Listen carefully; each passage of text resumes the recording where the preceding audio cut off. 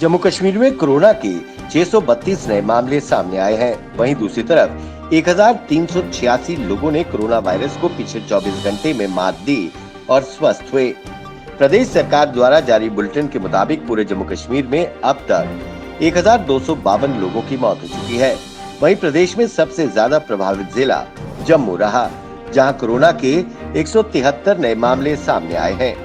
वहीं अगर जम्मू संभाग की बात करें तो यहाँ 346 नए मामले सामने आए हैं, तो वहीं दूसरी तरफ कश्मीर संभाग में 286 नए मामले सामने आए हैं।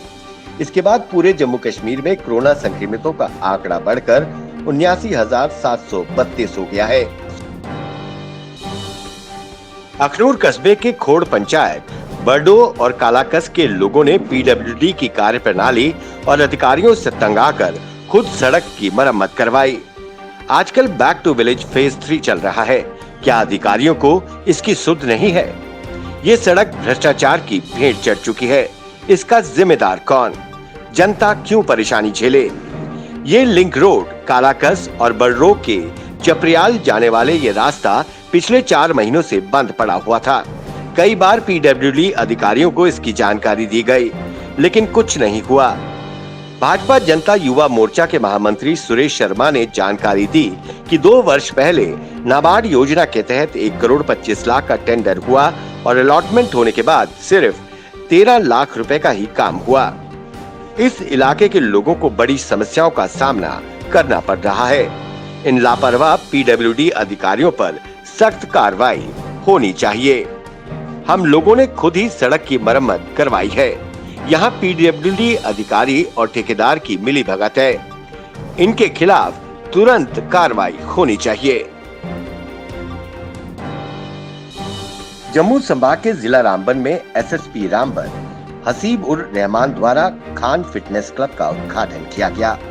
उन्होंने एडवोकेट फारूक अहमद खान के रामबन के इस पहाड़ी क्षेत्र में हाई-फाई इक्विपमेंट वाला जिम खोलने पर उनकी सराहना की। उन्होंने कहा कि रामबन के युवाओं का रुझान नशे और दूसरी चीजों की तरफ बढ़ रहा है, परंतु ऐसे फिटनेस जिम खोलने से युवा वर्ग अपनी सेहत और तंदुरुस्ती की तरफ ध्यान देगा और नशे की आदतों से दूर भागेगा। वहीं खान फिटनेस क्लब के प्रोप्राइटर ने जानकारी दी कि फीस कम से कम रखी जाएगी ताकि समाज के हर वर्ग का युवा, गरीब हो या अमीर, उसका फायदा उठा सके। जिला डोडा अपने सड़क हादसों की वजह से पूरे यूटी में मशहूर है कि जिले में आए दिन कोई न कोई सड़क हादसा होता रहता है और कीमती जानें चली जाती हैं। ऐसा ही एक हादसा बीते दिन भारत रोड पर हुआ, जब एक इको गाड़ी JK 066711 अनियंत्रित होकर 500 फुट नीचे खाई में जा गिरी।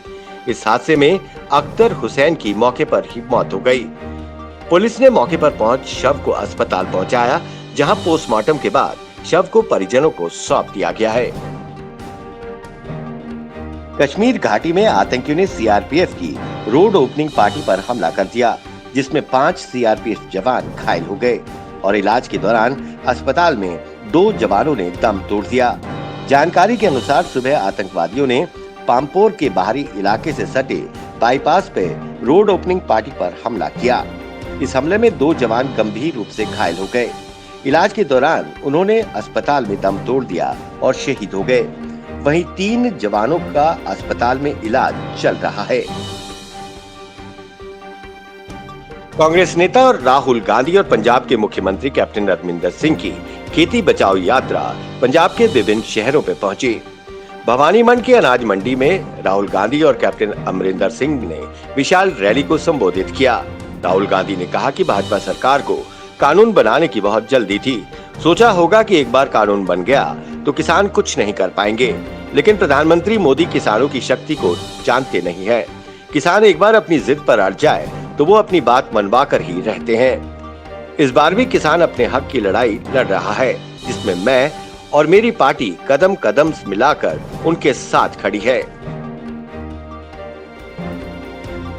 पूरे देश के साथ कल डेली वेजेस से लेकर चीफ इंजीनियर तक के अधिकारी और कर्मचारी एक दिन की हड़ताल पर थे। यह हड़ताल केंद्र व प्रदेश की उस नीति के खिलाफ बुलाई गई थी जहां केंद्र बिजली विभाग यानी पावर सेक्टर को प्राइवेट हाथों में देने की योजना पर आगे बढ़ रहा है। इसी क्रम में जम्मू में पावर एम्प्लॉइज कोऑर्डिनेशन कमेटी द्वारा पनामा चौक में सरकार के खिलाफ जमकर विरोध प्रदर्शन किया गया। उन्होंने कहा कि हम पीडीडी को प्राइवेटाइज नहीं होने देंगे। बॉर्डर किसान यूनियन ने रामगढ़ तहसील के बाहर केंद्र सरकार के खिलाफ नारेबाजी कर विरोध प्रदर्शन किया। वहीं किसानों ने केंद्र सरकार द्वारा पारित 3 कृषि बिलों की कड़े शब्दों में निंदा की। उन्होंने कहा कि ये बिल किसानों के हित में नहीं है। वहीं किसानों ने आरोप लगाया कि सरकार ने अभी तक जो फसलें हमारी बर्बाद हुई थी उसका मुआवजा तक नहीं दिया। खेत में हमारे पंप सेट बंद पड़े हैं, फिर भी बिजली बिल आ रहा है। उन्होंने बिजली बिल माफ करने की गुहार लगाई। वहीं उन्होंने कृषि बिल को तुरंत वापस लेने की मांग की और कहा एमएसपी लगाई जाए ताकि सरकारी रेट पर किसान अपनी फसल बेच सके।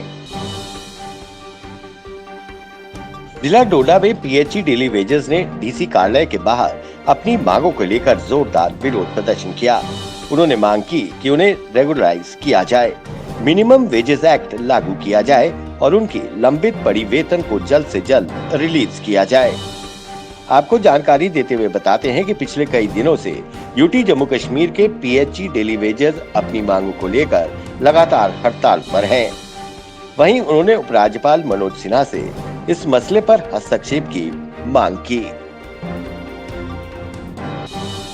कश्मीर घाटी के जिला शोपियां के बालपुरा में बैक टू विलेज फेज 3 के कार्यक्रम का आयोजन किया गया। इस मौके पर बीडीओ मुजफ्फर, शोपियां व अन्य विभागों के अधिकारी मौजूद थे। वहीं बीडीओ और डॉक्टर जावेद अहमद द्वारा युवाओं को स्पोर्ट्स किट वितरित किए गए।